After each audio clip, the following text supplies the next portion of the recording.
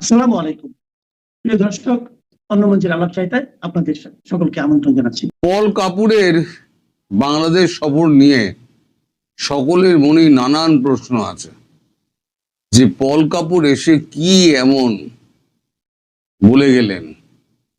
এখন বিভিন্ন রাজনৈতিক দল বিভিন্নভাবে নিজেদের পিঠ বাঁচানোর জন্য নানান কথা বলে যাচ্ছেন, কিন্তু মোদ্দা কথা পল কাপুর যেটা বলে গেছেন সেটা কিন্তু সাহস করে কেউ বলতে পারছেন না।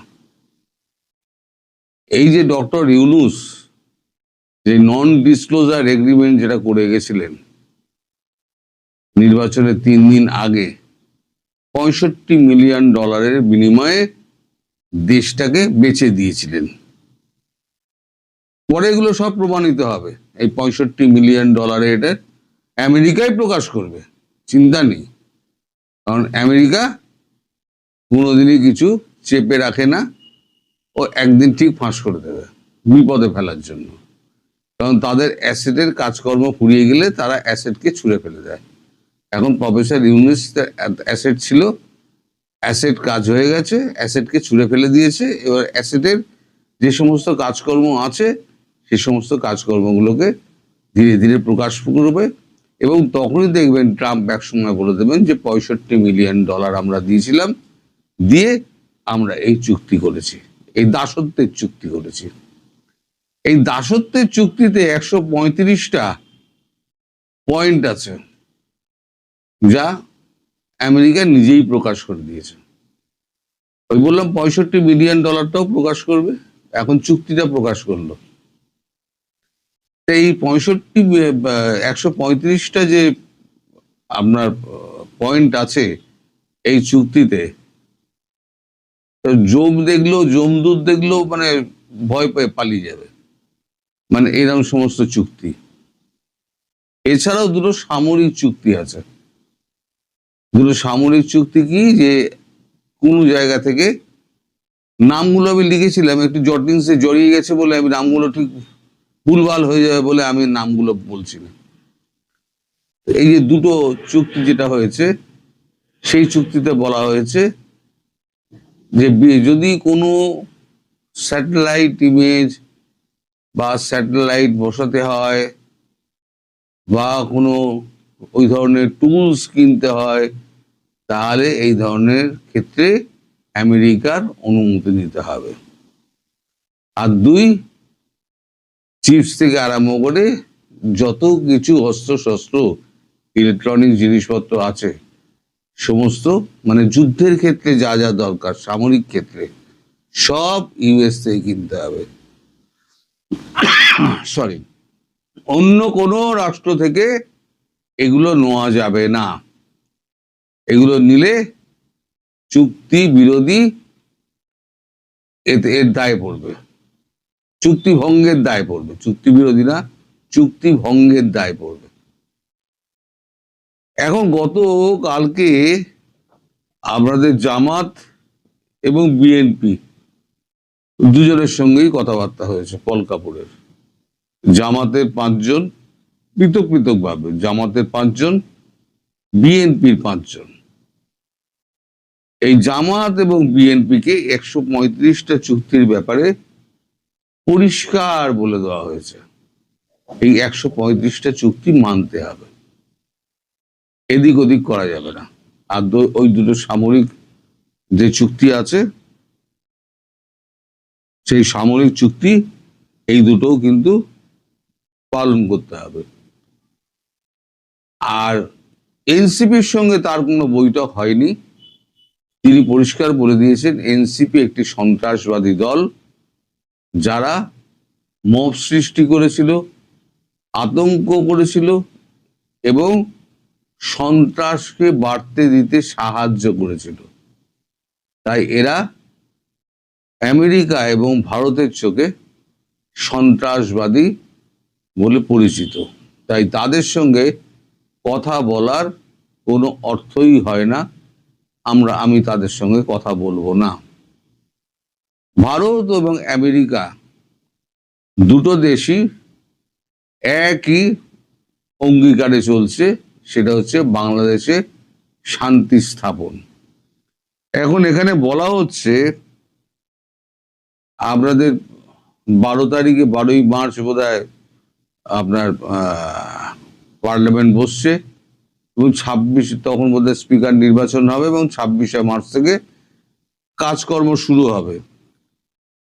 তখন বলা হচ্ছে, আচ্ছা এর আগে বলে নি,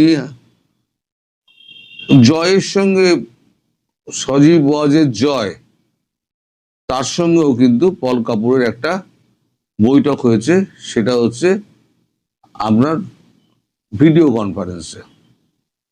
তারপর সজীব ওয়াজের জয় আওয়ামী লীগের 5 জন নেতার সঙ্গে সেই বৈঠকের ব্যাপারে কথাবার্তা বলেন, এটা আমি বলে রেখে দিলাম। এখন যেটা বলা হচ্ছে, এই যে ভারত এবং আমেরিকা কি চায়, স্থিতিশীলতা বজায় রাখার জন্য প্রতিটি রাজনৈতিক দলকে কর্মকাণ্ড পরিচালনা এবং কর্মসূচিতে কোনো বাধা দেওয়া যাবে না। নির্বাচন ইনক্লুসিভ করতে হবে, আবার কিন্তু নির্বাচনের কথাও আসছে, নির্বাচন কিন্তু ইনক্লুসিভ করতে হবে। প্রত্যেক দলকে তার কর্মকাণ্ড চলমান রাখার মতো পরিবেশ সৃষ্টি করে দিতে হবে এবং কাউকে বাধা দেওয়া যাবে না, রাজনৈতিক কর্মকাণ্ড থেকে কাউকে বাধা দেওয়া যাবে না। 5 আগস্টের পরে যে সমস্ত জঙ্গিরা জেল থেকে পালিয়েছিল, এগুলো জামাত এনসিপি দুজনকেই বলা হয়েছে। 5 আগস্টের পরে যে সমস্ত জঙ্গিরা জেল ভেঙে পালিয়েছিল, সে সমস্ত জঙ্গিদের চিহ্নিত করে ইমিডিয়েটলি তাদেরকে গ্রেপ্তার করে আইনের আওতায় আনতে হবে। এটা হচ্ছে ভারত এবং মার্কিন যুক্তরাষ্ট্রের সম্মিলিত বক্তব্য। এটা থেকে নড়লে তাহলে সরকার খুব একটা সুস্থির থাকবে না। আপনাদের মনে আছে যে ডোনাল্ড ট্রাম্প যে চিঠিটি পাঠিয়েছিলেন, সেটা চিঠিটা কিন্তু রীতিমতো হুমকির চিঠি। আশা করি আপনি পূর্ণ সময় ক্ষমতায় বসে থাকতে পারবেন, মানে দেশ চালাতে পারবেন, এই ধরনের একটা কিছু উক্তি ছিল। তো বাংলাদেশের মাটিতে ইউএস বিরোধী, মানে আমেরিকা বিরোধী এবং ভারত বিরোধী কোনো স্লোগান, কোনো কর্মকাণ্ড কিছু চালানো যাবে না। যদি চালানো হয়, তাহলে সেটা তাদেরকে আইনের আওতায় এনে তাদেরকে শাস্তি দান করতে হবে। এটা সরকারকে অঙ্গীকার করতে হবে, বিএনপি সরকারকে অঙ্গীকার করতে হবে।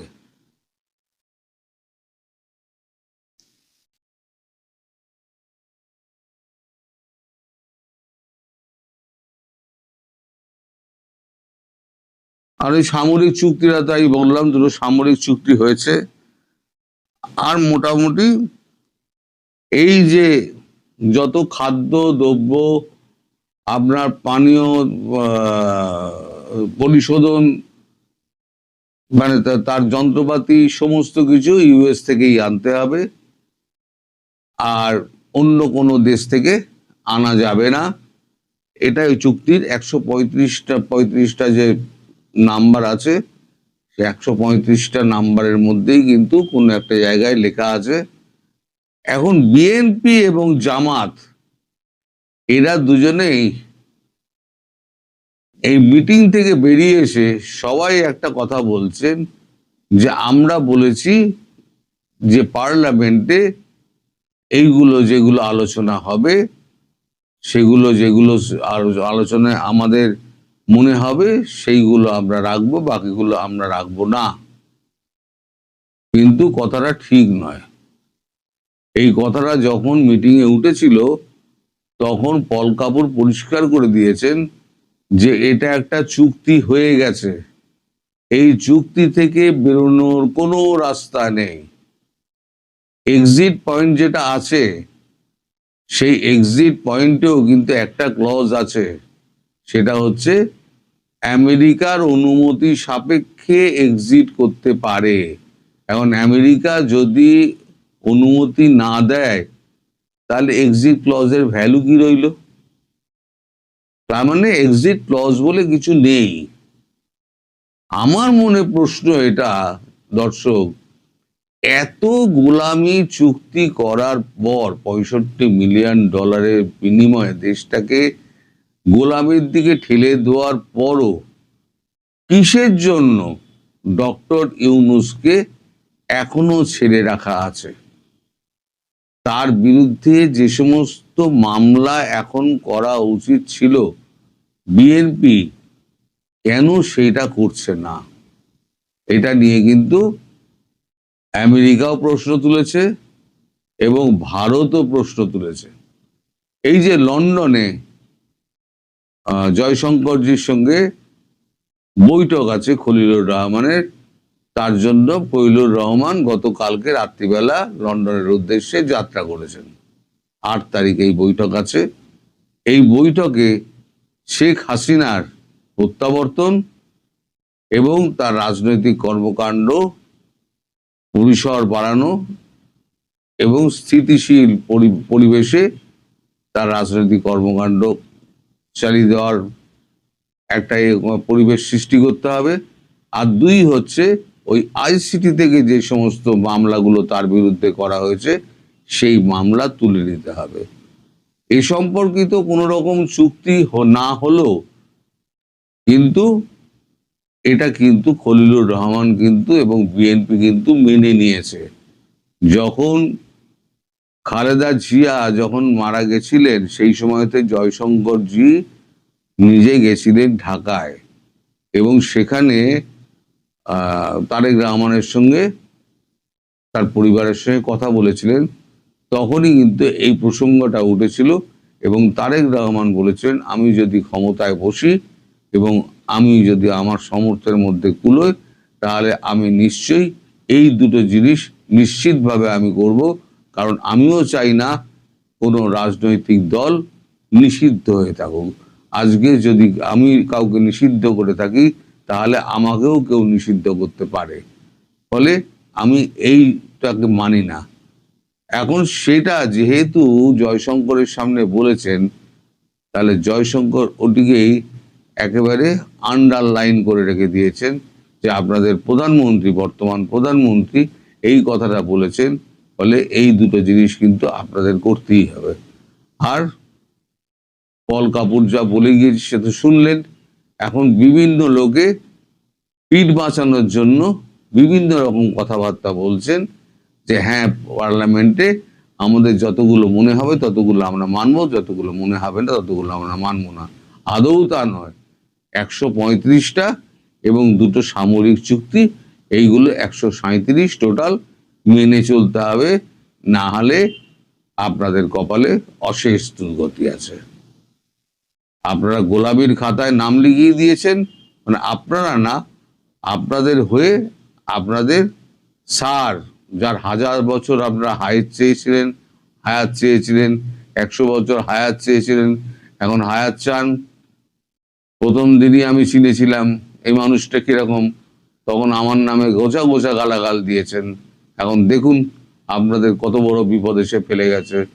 আমি নয় বাজে কথা বলি, কাগজ তো আর বাজে কথা বলবে না, আর ইউএসএ কোনো বাজে কথা বলবে না। সুতরাং আপনারা যারা ঘোরের মধ্যে বাস করছেন তারা কিন্তু একটুখানি সাবধানে কাজকর্ম করবেন।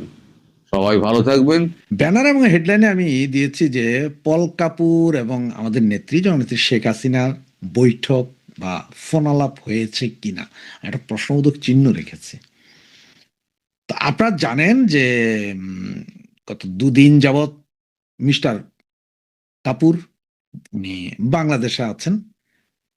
তো কাপুর বলতে আমরা বাংলাদেশে একটা জিনিস যে আগে দিতাম, কাপড়ে চোপড়ে দেওয়া হতো, বাংলাদেশে এখনো পাওয়া যায় না, কর্পূর, একরকম গন্ধ, পোকামাকড় থাকে না। এবারটা ওই রকমই একটা জিনিস, কাপুর, কাপুর না কর্পূর আল্লাহ জানে।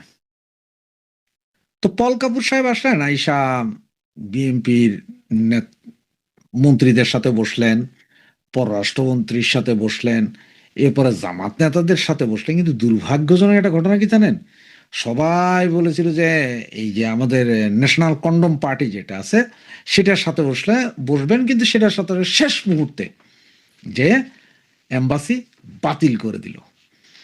তো আসলে এটা হয় যে এটা পৃথিবীর কোনো দেশে এরকম একটা হাই প্রোফাইল মিটিং যখন হয় হাই প্রোফাইল কারোর সাথে, আর সেটা যদি একদম শেষ মুহূর্তে বাতিল করে দেয়, তার মানে কিন্তু যার সাথে মিটিং হচ্ছিল তাকে কিন্তু ইঙ্গিত দিয়ে দেওয়া যে আপনারা আর আমার দরকার নাই, আপনি আমার জুতা চাটেন। তো এনসিপির অবস্থা এরকম, ওরা বাতিল করে দিল। আবার এটা দ্বিতীয় একটা কারণও হইতে পারে, সেটা হচ্ছে যে হয়তো ওরা চিন্তা করছে, কারণ আইসা পল কাপুর তো শেয়ানা মাল, তো ও আইসা হয়তো চিন্তা করছে যে এই পোকামাকড়, ওই যে বলছেন যে কর্পূর, এই পোকামাকড়ের সাথে কথা কয়ে কি লাভ, এটা তো জামাতের বাচ্চা, এর সাথে কথা কয়ে লাভ নেই, ওর আব্বার সাথে কথা কয়েছে, ওর লগে কি কথা কমো, এটাও হইতে পারে। এদিকে পররাষ্ট্রমন্ত্রী সাহেব যে কথা বইলা বসলেন, খলিল ভাই আর কি, খলিল ভাই তো সরাসরি বললেন, এটা আপনারা সবাই জানেন যে চুক্তি বিএনপি এবং জামাত দুই দলই রাজি ছিল, ওদের সাথে কথা বলেই হয়েছে।